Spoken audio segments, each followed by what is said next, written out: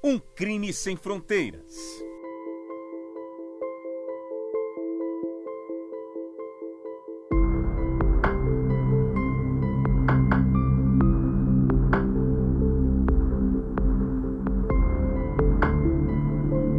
Os números ainda assustam.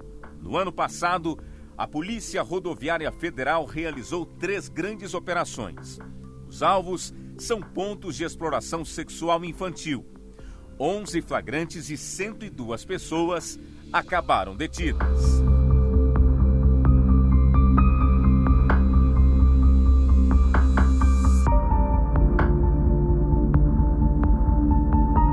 A Polícia Rodoviária Federal, ela realiza um trabalho direcionado para a exploração sexual, e porque esse é um problema que ocorre em vários setores da sociedade e nas rodovias federais não é diferente. Então a PRF tem esse trabalho, é um trabalho que abrange atividades educativas e preventivas, como por exemplo a capacitação do efetivo policial para trabalhar esse tema e também campanhas de sensibilização da sociedade. E também realiza atividades de repressão e fiscalização à exploração sexual. 138 crianças e adolescentes foram resgatados em situação de vulnerabilidade durante as operações federais. Além dos crimes sexuais envolvendo crianças e adolescentes, houve denúncias também de trabalho infantil.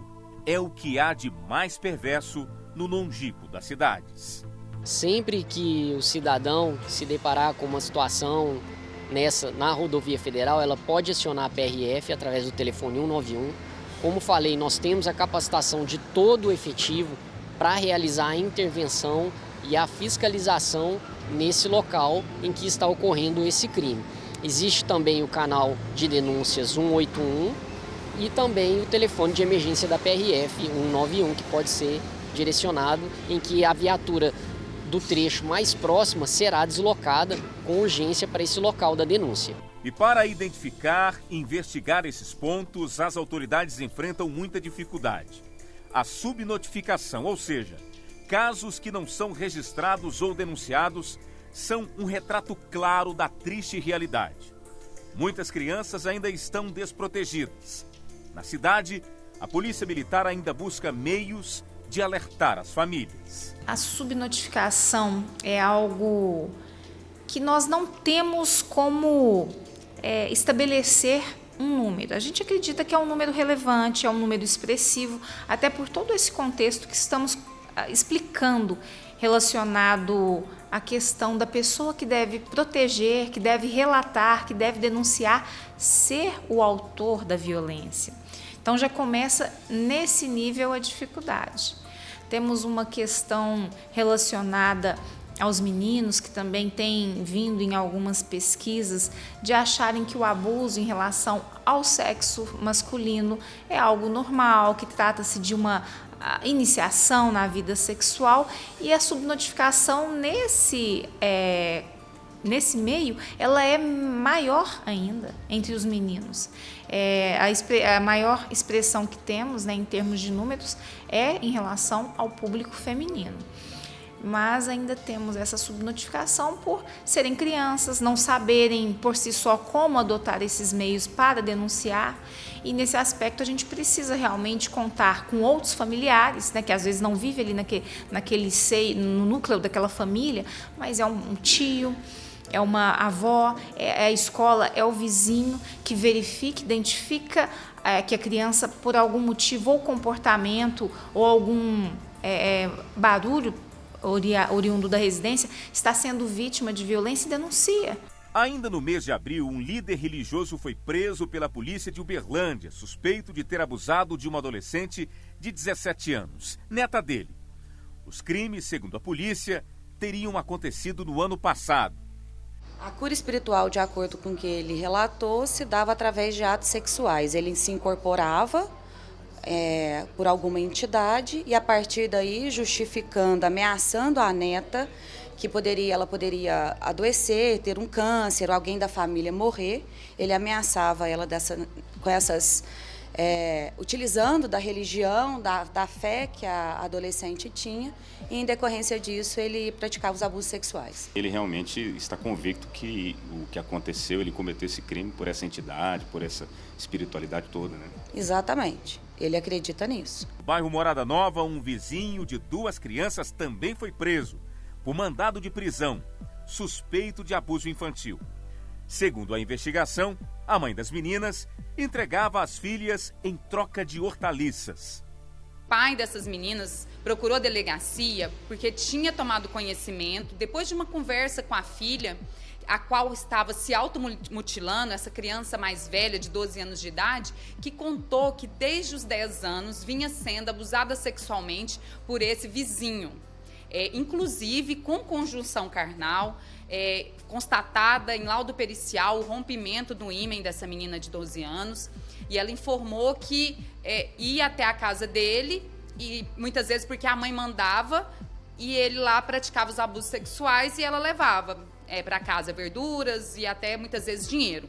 Com a menina de 8 anos, o fato aconteceu uma única vez, em que ela esteve lá, o homem ficou despido, mostrou o órgão genital para ela, passou as mãos na região genital dela, mas ela conseguiu fugir, e então não houve a consumação da conjunção. Mas houve também o estupro, né, em razão do ato libidinoso praticado. Então, esses 2 crimes pelos quais esse homem está sendo investigado, e a mãe também.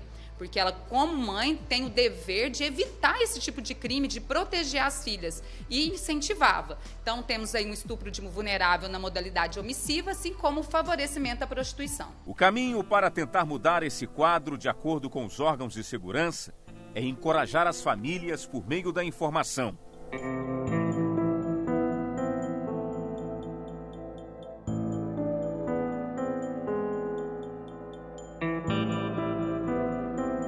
É importante tanto encorajar quanto divulgar meios idôneos que propiciem a manutenção desse anonimato que eles almejam.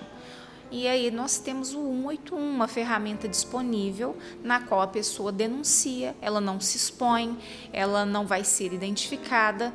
Então, é utilizar a ferramenta adequada ao tipo de denúncia que deseja ser feito, para que a gente consiga estabelecer o nível de proteção adequado para as crianças e adolescentes. Até o ano passado, o governo federal conseguiu pontuar e identificar pelo menos 5.000 pontos vulneráveis de exploração sexual de crianças e adolescentes. São pontos ao longo das rodovias federais que cortam todo o país. São postos de combustíveis, pequenos comércios, restaurantes e até prostíbulos à beira da estrada. A Polícia Rodoviária Federal ainda mantém um programa de combate a esse tipo de crime. Mas tem um fator que dificulta a fiscalização. É uma imensidão percorrida atrás desse tipo de criminoso. Essas atividades envolvem a fiscalização de estabelecimentos já mapeados pela PRF, que faz um levantamento bianual de todos os pontos de vulnerabilidade nas rodovias federais do nosso país. Então a PRF já tem esse levantamento, já tem esse mapeamento e constantemente ela faz a fiscalização nesses locais. De acordo com o Ministério da Mulher, da Família e dos Direitos Humanos, dos registros feitos pelo Disque 100, mais da metade são de violações de direitos de crianças ou adolescentes. Os dados mostram que ainda há muito o que fazer. É uma violência por gerações. As autoridades estão atentas a essa questão. Temos em Uberlândia uma rede que consegue dar suporte, encaminhamento, para a gente tentar trazer soluções adequadas para esse tipo de violência. Porque que começa em casa e começa na mais tenra idade, ela tende a se reproduzir e impactar futuramente na sociedade. Constatado o crime, o autor será imediatamente detido, a PRF tomará as providências e irá encaminhar esse cidadão, esse autor, para a Polícia Judiciária, e lá ele receberá o devido encaminhamento.